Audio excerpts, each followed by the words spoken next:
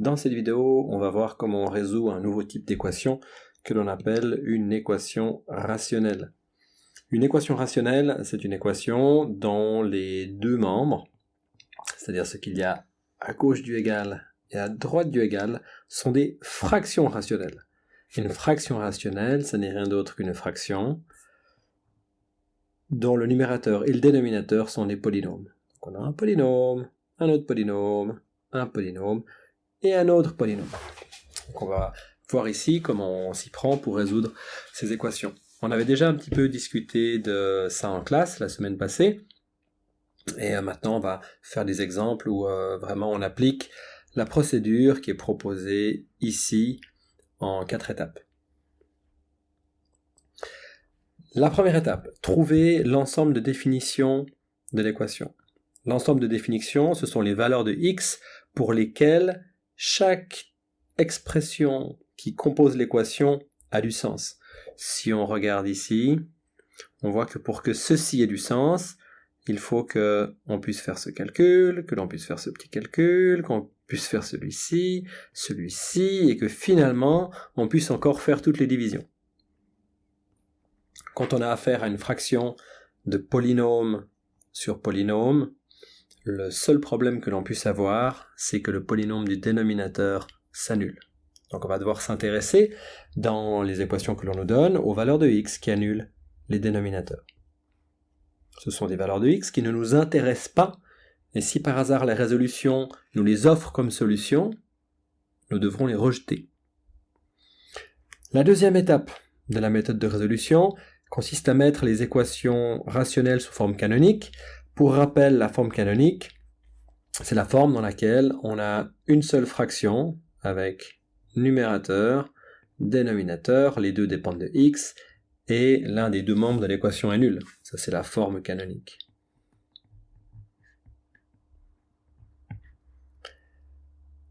Ensuite, troisième point de la méthode, quand l'équation est écrite sous cette forme, on va trouver les zéros du numérateur.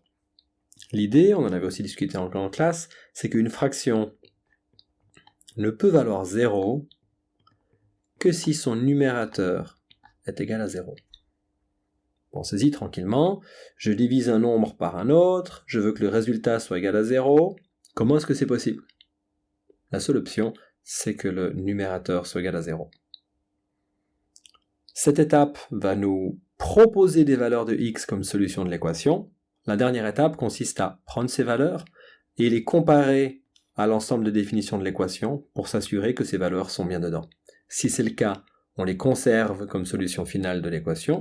Si ce n'est pas le cas, on les rejette. Passons aux exemples. Je suis à la page, je crois, c'est ça, 51. Alors, commençons par l'étape 1, celle du domaine de définition. On va se faire un tout petit peu de place par ici. Alors, étape 1. Pour que l'expression soit définie, on cherche quelles sont les valeurs de x qui annulent les dénominateurs. X plus 2 est égal à 0. Ça n'arrive que si x vaut moins 2. On trouve ça en résolvant cette petite équation du premier degré. Ensuite, le deuxième dénominateur, c'est 3x carré plus 6x. On se demande quand est-ce que c'est égal à 0. C'est une équation du deuxième degré, on peut la résoudre avec la méthode du discriminant. Si on voit comment factoriser ce polynôme, on peut aussi le faire, et généralement ça raccourcit un peu la résolution. Ici, on peut mettre en facteur 3x. 3x qui multiplie x va nous donner 3x carré, et 3x qui multiplie 2 va nous donner le deuxième terme, le 6x. On a trouvé la factorisation, et les solutions de cette équation, c'est 0, ou alors moins 2. Parce que si x est égal à 0, alors ce facteur s'annule, et 0 fois n'importe quoi, ça va bien donner 0, ça marche.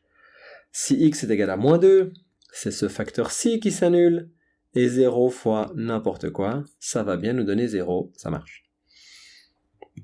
Donc l'ensemble de définitions de cette équation, c'est tous les nombres sauf 0 et moins 2. On collecte ici les valeurs de x à exclure, moins 2, 0, de nouveau moins 2. Ça, c'est la façon technique, mathématique, d'écrire tous les nombres sauf 0 et moins 2. Il n'y a rien de spécial à comprendre. Ce symbole, ça désigne l'ensemble de tous les nombres. Ce symbole, ça veut dire sauf. Et ensuite, on écrit un ensemble de nombres que l'on veut exclure. Quand on met une liste de nombres comme ça entre accolades, c'est exactement ce qu'on veut. On peut passer à l'étape 2, qui consiste à mettre l'équation sous forme canonique. Pour mettre l'équation sous forme canonique, on va passer le membre de droite, disons, ou le membre de gauche, c'est égal, de l'autre côté de l'équation, en soustrayant des deux côtés du égal par ceci, ou par cela, ça revient finalement au même. Passons le membre de droite à gauche du égal. On va avoir x plus 3 sur x plus 2, moins 8x plus 10 sur 3x carré plus 6x est égal à 0. Et il va falloir que l'on effectue cette soustraction pour se ramener vraiment à cette forme-ci. Juste un numérateur sur un dénominateur, on voit que là on a une seule fraction, est égal à 0. Donc il s'agit d'effectuer une soustraction de deux fractions rationnelles, et on a vu que pour faire ça, une bonne méthode consistait à factoriser les dénominateurs pour ensuite en trouver un commun, un multiple commun des deux, le plus petit possible, pour s'épargner du travail. La factorisation de lui, on l'a déjà faite en fait, ici quand on était en train de chercher le domaine de définition, donc ça nous permet de gagner un petit peu de temps, on peut réexploiter le travail. X plus 3 sur x plus 2 moins 3x facteur de x plus 2 sur, ou bien sous plutôt, 8x plus 10 est égal à 0. Maintenant on va pouvoir, pas beaucoup de place ici, on va compartimenter un petit peu, on va pouvoir amplifier les fractions pour les écrire avec un même dénominateur. On va amplifier la première fraction par 3x pour pouvoir faire apparaître le 3x qu'on avait ici également sur cette fraction. Et la deuxième fraction, on ne la touche pas, elle a déjà tout ce qu'il faut. 3x fois x plus 2, elle a déjà ce facteur x plus 2 là, de la première fraction. 8x plus 10 est égal à 0. Maintenant que les deux fractions ont le même dénominateur, on peut les écrire comme une seule et même fraction. X plus 2 facteur de 3x. X plus 3 facteur de 3x. Moins. Et là, attention, ce moins porte sur tout le dénominateur. Si on ne veut pas faire d'erreur, si on veut écrire les choses correctement aussi d'ailleurs, on met une parenthèse ici, est égal à 0. Maintenant, on peut réduire le numérateur.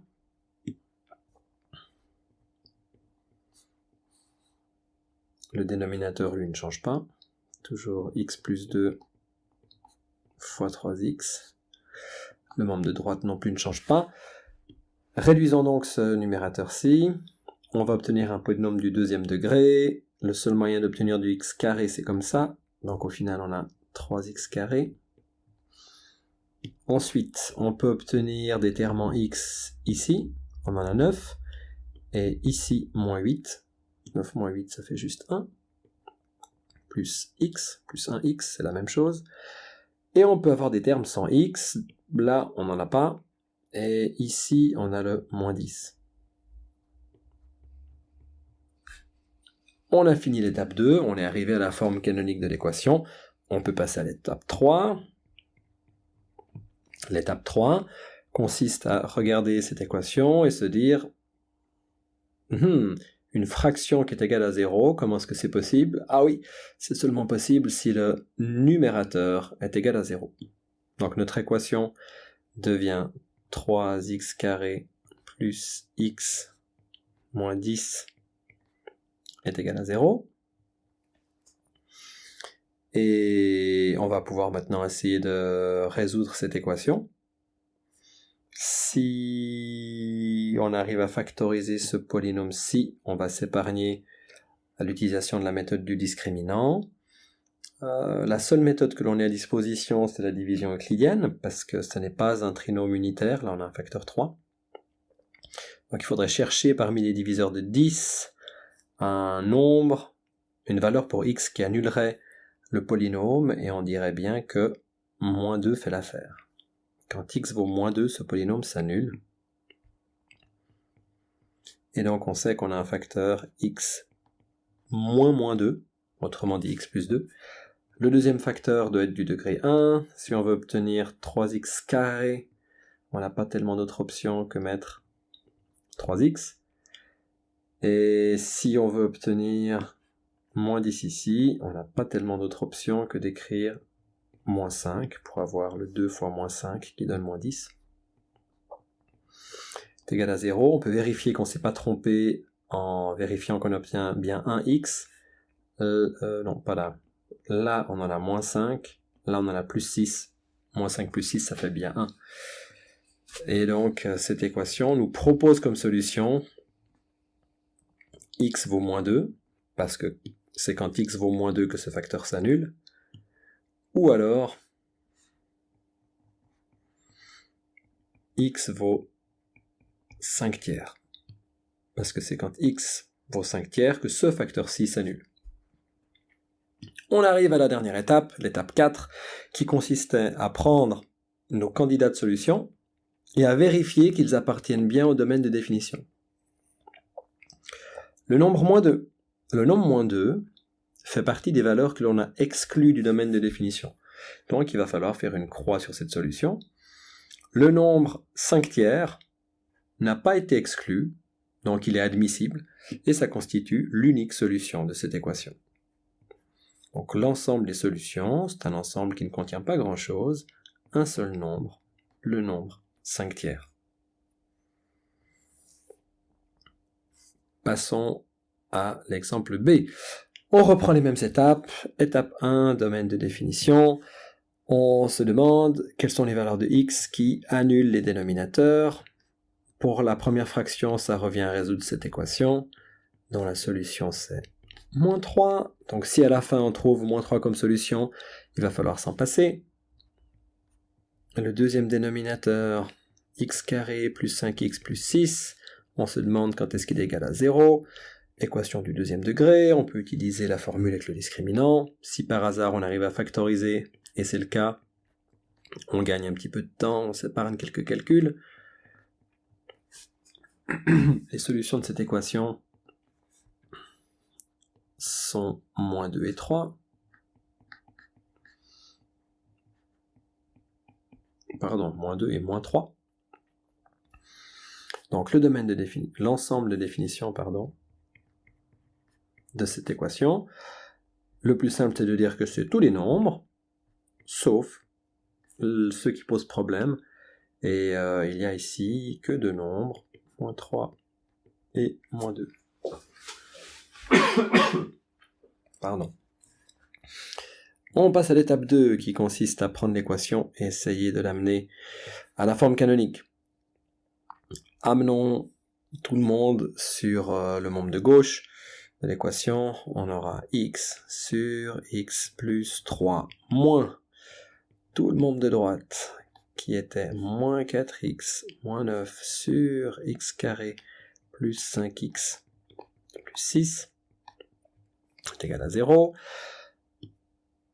Il va falloir que l'on effectue cette soustraction pour se ramener à la forme canonique où il y a une seule fraction à gauche du égal, ou à droite, c'est pareil. Pour ça, on essaie de factoriser les dénominateurs. Le premier, il n'y a rien à faire, il est du premier degré. Le deuxième dénominateur, lui, c'est un trinôme unitaire. On peut essayer la méthode somme-produit, et d'ailleurs, c'est ce qu'on a utilisé quand on a fait cette étape-ci. Donc la factorisation est connue. x plus 2 fois x plus 3. Le numérateur ne change pas. 4x moins 9. Maintenant que les deux fractions ont le même dénominateur... non, pas encore. Maintenant qu'on a vu de quoi les dénominateurs sont faits, on va pouvoir faire les amplifications pour écrire les deux fractions avec le même dénominateur. Pour y arriver, il va falloir amplifier la première fraction par x plus 2.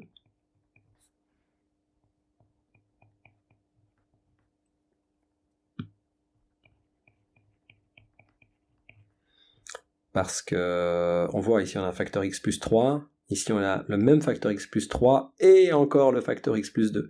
Donc ce qu'il manque ici, c'est le facteur x plus 2.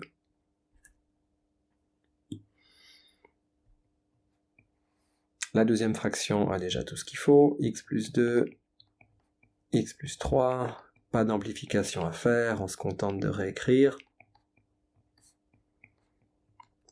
Et maintenant que les deux fractions ont le même dénominateur, on peut les réécrire comme une seule et même fraction. Le dénominateur, c'est celui que l'on a construit juste avant, x plus 3 fois x plus 2. Au numérateur, le x fois x plus 2, moins, même danger que tout à l'heure, le moins porte sur tout le numérateur. Si on veut faire juste, et aussi écrire juste les choses, on met ça entre parenthèses, égal à 0. Pour y voir plus clair, on va réduire le numérateur.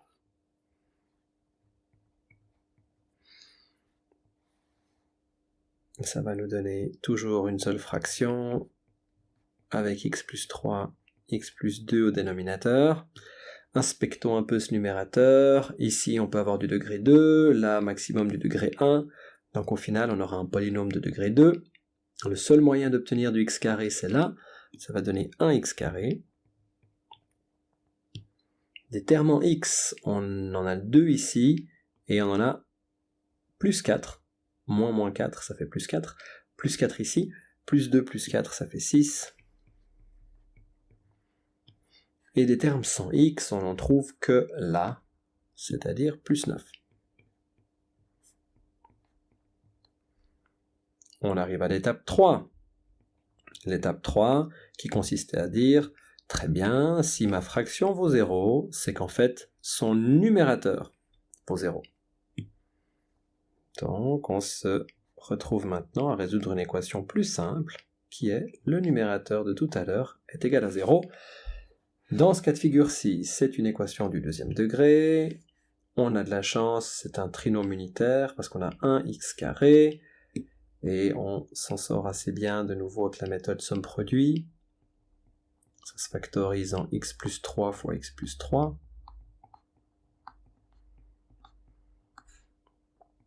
Et x plus 3 fois x plus 3 ne peut valoir 0 que si x vaut moins 3. Ça, c'est notre candidat de solution.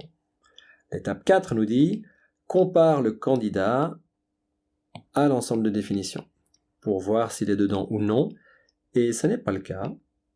Le nombre moins 3 n'est pas dans cet ensemble, puisque cet ensemble, c'est tous les nombres auxquels on a enlevé moins 3 et moins 2.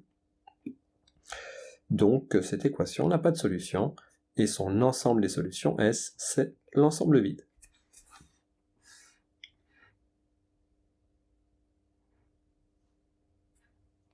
Avec ces deux exemples, on a pu illustrer la méthode de résolution.